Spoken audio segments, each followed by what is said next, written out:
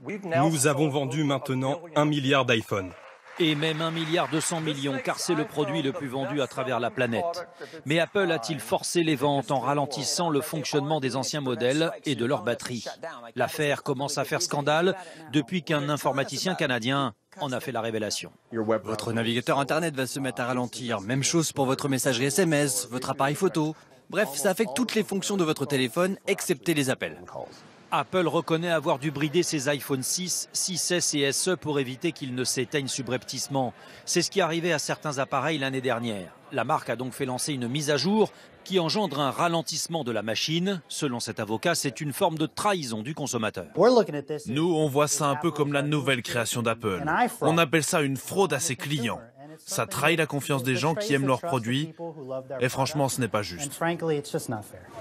Certains clients expliquent avoir décidé de changer d'appareil à cause des ralentissements. Ils auraient pu se contenter d'un changement de batterie, facturé 89 € en France et 70 aux États-Unis, alors que le dernier modèle coûte 1 159 €. Bien sûr, ces entreprises essayent de gagner autant d'argent qu'elles peuvent.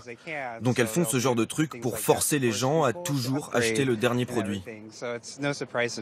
3 actions de classe ont été lancées à travers le monde, aux États-Unis, en Israël et aujourd'hui en France. Potentiellement, des centaines de milliers de personnes pourraient s'y joindre. C'est le fait de ne pas avoir prévenu le consommateur qui pourrait coûter cher à la marque.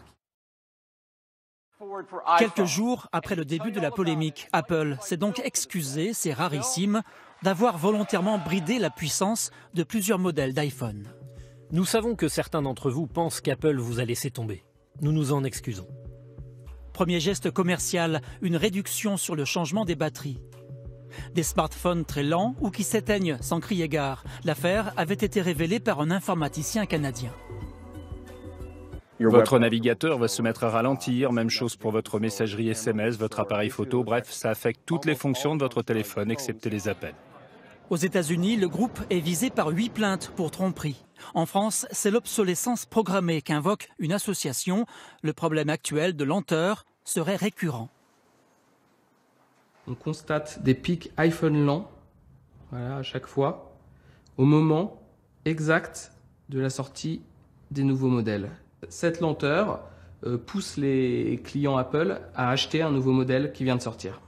En tout cas, chez les vieux iPhones, les batteries souffrent à cause des jeux, du streaming vidéo et de toutes les applications utilisant la géolocalisation. Les applications sont plus lourdes, vont consommer un peu plus d'énergie et donc il y a plus de fonctionnalités, donc la batterie va se fatiguer assez rapidement. L'utilisateur doit donc penser à désactiver les options gourmandes en énergie s'il ne veut pas changer trop souvent de batterie. Car aujourd'hui, Apple semble être victime de ses choix de design radicaux.